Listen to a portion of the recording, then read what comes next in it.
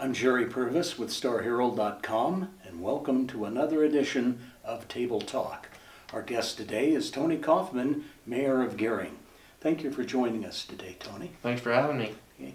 Well, first off, tell us a little bit about your background in growing up in the ag industry. Okay.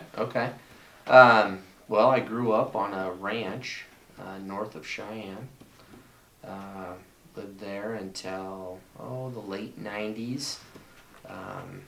It was a diversified agricultural operation, so we had large cow-calf operation and had a lot of farming along with it. Our family sold that property. Lots of grandparents and aunts and uncles and involved in that operation, so we split that one up. And then in the late 90s, I just finished college, and me and my dad had relocated to Nebraska, and we had bought another agricultural property here northeast of town, and did that for several years. But like many, once you sell the home place, it's just land and opportunities, and so I had an opportunity to sell that property again, and at the same time, when I was working, I had an internship in college that I collected some data at a local bank for my master's thesis in economics, and they had an opening and got a call about maybe an opportunity to be a banker.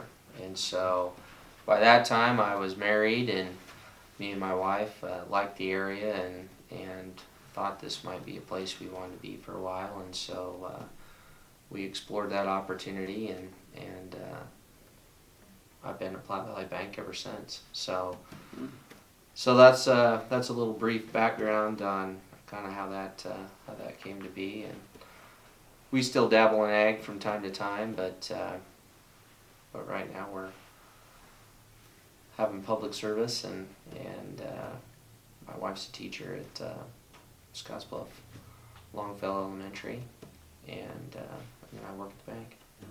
So how did you become interested in public service? I would say we've had a long family history of involvement and community involvement. It's always been an interest of mine.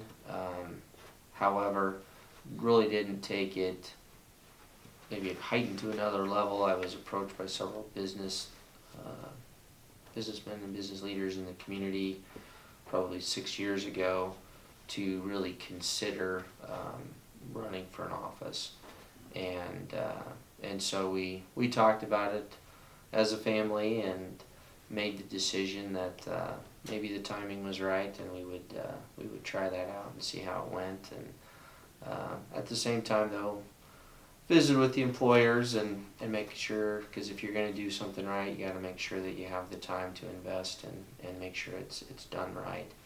And so Platte Valley has always been very community minded and encouraged participation like that. And so it seemed like timing was right, and it was a good fit for everybody. So got the green light on the home front and the green light from the employer, and so we gave it a shot.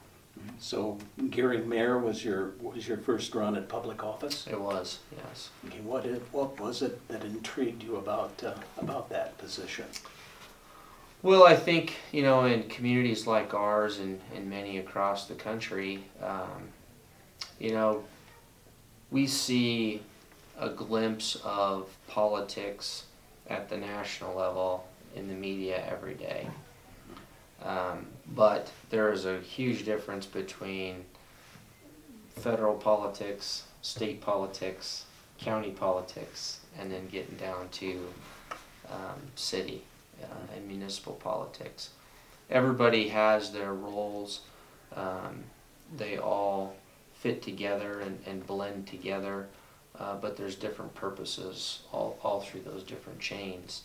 What I like about the local, on the municipal side, everybody genuinely wants to do the best and make a positive impact on our community. We may not all agree on the issues from time to time, but I think we have to provide a safe and environment for everybody to express our opinions and our, cuss and discuss, so to speak. But then agree, it's a democratic process, and, whoever wins the debate at the end of the day, we all champion that decision and we move on. Because unlike, even state and national politics, we bump into each other at the grocery stores and the gas stations and the stores and the football games, and so we have to live together. And so that is a dynamic that I think is unique versus the state and federal. They make decisions that impact lots of people that they don't interact with, and I think that makes decision making different. And so I like the local impact. I think you try to make a difference and you try to have a positive, leave things better than how you found them. And but it's a team effort. It's not one person. In Gering we got a great team right now. We have a lot of trust within the organization, and that's a strong basis to make good decisions. Mm-hmm. And you've been mayor for how many years now? Just finishing up my 5th year. So we signed up for another tour last year. And it's been good. I think I enjoy the compromise. Everything you do, there's some level of compromise, and so I do enjoy that. I like the visionary thinking. Communities of our size, we have large enough budgets that there's projects that we do that we make decisions that are 50 and 100 year impact. We have other decisions that impact next week, but a lot of what we do are trying to provide services to our community that are going to be lasting. And how can we do that in the most cost-effective way, and yet leave room for future projects? Mm-hmm. So as mayor, you probably have opportunities to interact with other municipalities here and even around the world. What are some of your experiences there? Sure. Well, I think we have a unique opportunity, especially in our community, because we have a Tri-City area. My observation, at least across the state of Nebraska, there are other communities that have, borders that are close, but, until you get to like an Omaha, where you have growth and you're expanding and reaching those borders, it's not the same as what we have here in Scottsbluff, Gering, and Terrytown. And even back east, there are partnerships. I don't know that it's to the degree that we do. We really are stronger together than we are apart. And the partnerships that we've formed, and they're going to be lasting a lot longer than just my tenure. And many partnerships were already in place coming into office, but we want to make sure that we maintain those relationships locally. And we have a regional impact.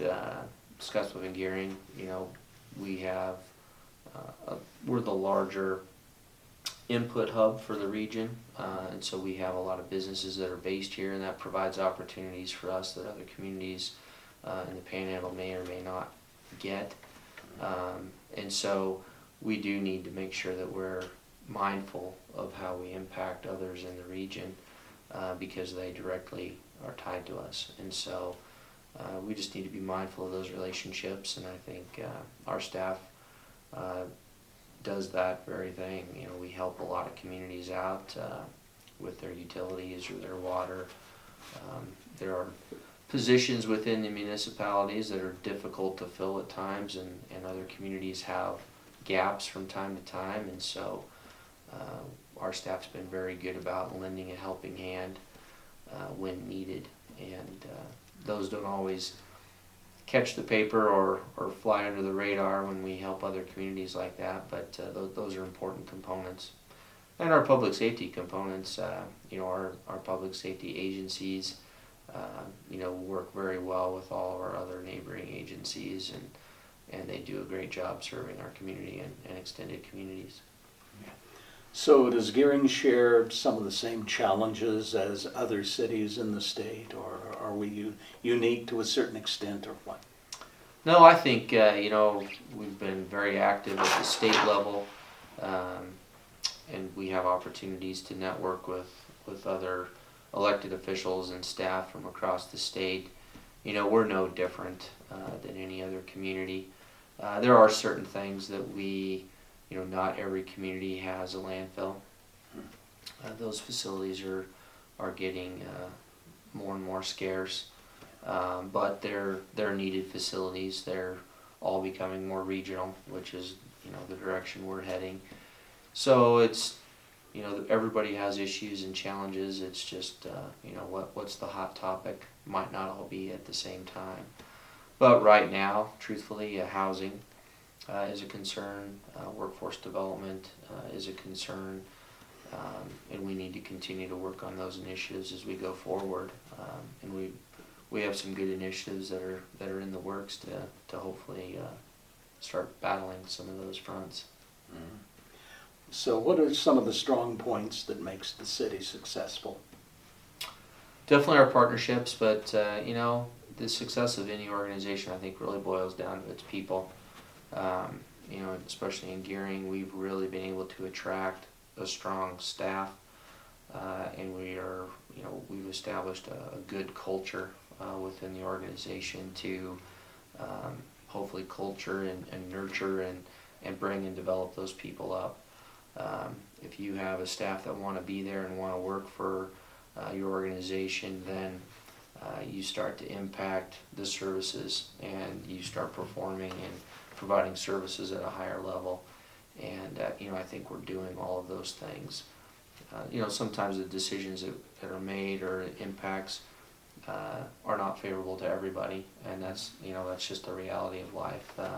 Everything we do has a cause and effect, and not everybody gets the same effect all the time, but we try to make decisions that are the best for the whole, and we have a great staff that's very mindful of that. We've got a lot of amenities, I think, in the community. We've made a lot of investment in tourism that I think benefits the entire region, but as we move forward with more investment and positioning our community for future growth, I think we're going to be poised for success in the future. So what is it that you like about serving the public as mayor? Probably the greatest thing for satisfaction I get is just trying to help people. I think and I think I could speak for most of our council. I mean, everybody genuinely cares and has a passion for the community. I have a young family, and many on the council have raised their families or are raising families in the community. You want to try to create a community that's going to be lasting, and one that will be attractive to bring our youth back to us. And so I think the purpose and goals are just that. We're trying to make Gering a great place to be and want to live, and it takes time, and it's a process, and it's a slow one at times, but Gering's been here for a long time, and we're going to be here for a long time to come. So what do you see for Gering's future, and what projects are you working on now? Sure. There's a lot of projects going on.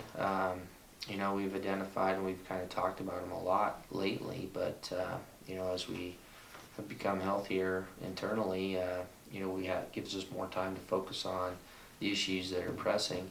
We've really identified 9 areas or initiatives that really cities need to be competitive on to position ourselves to grow.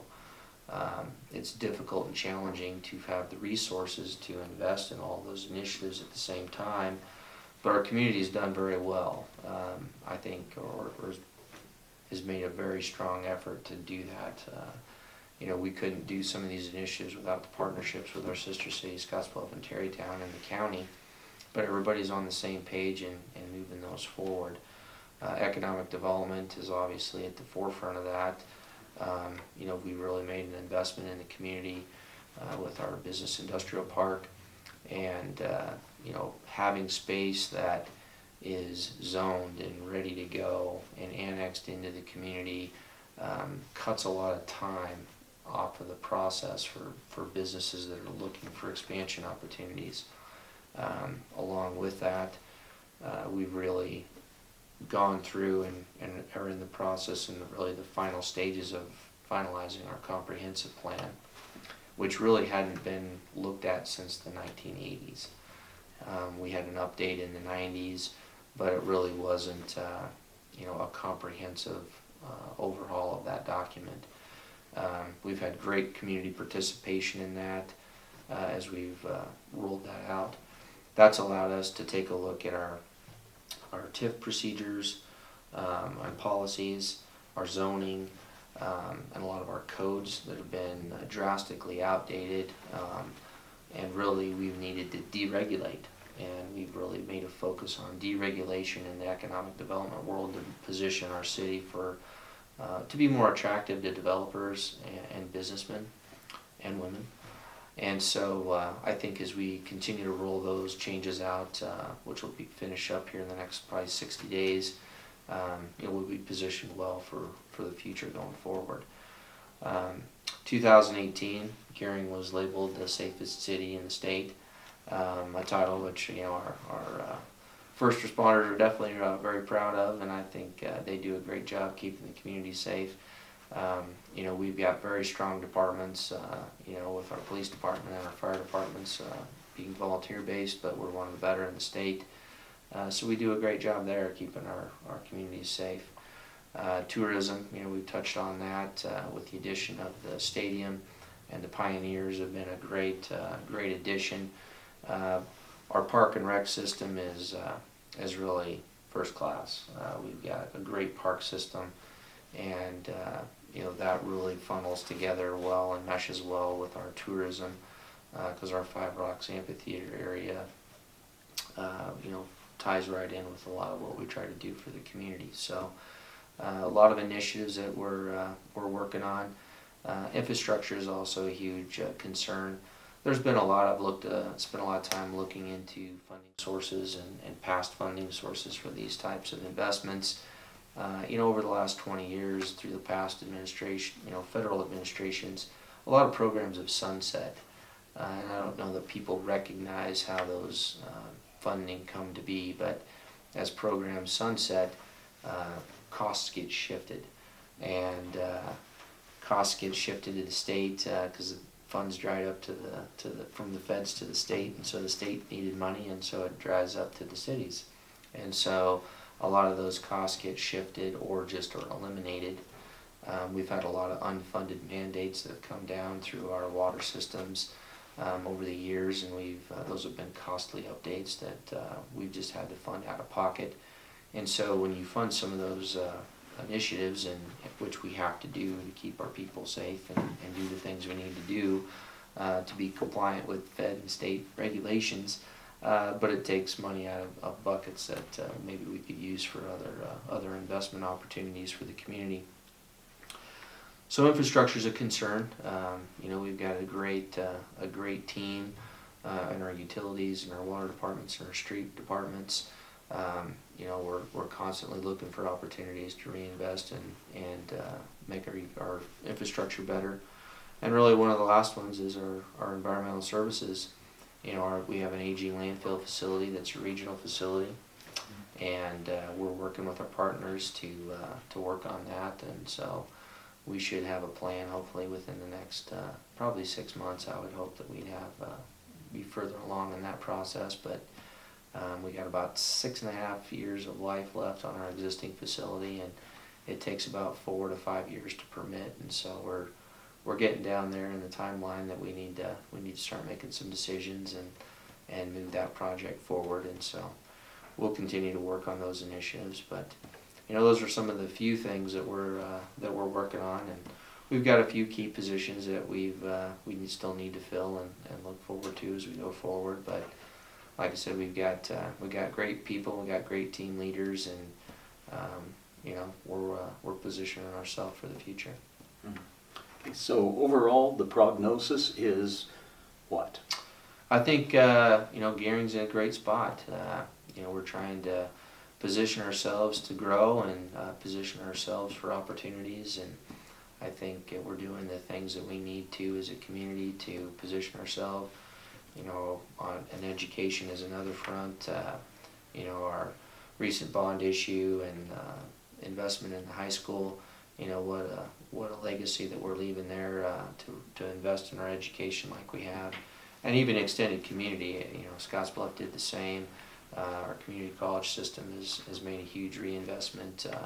We've invested $94 million as an extended community in the valley in education in the last 3 to 4 years, and so those are huge investments that'll reap a lot of dividends as we go forward.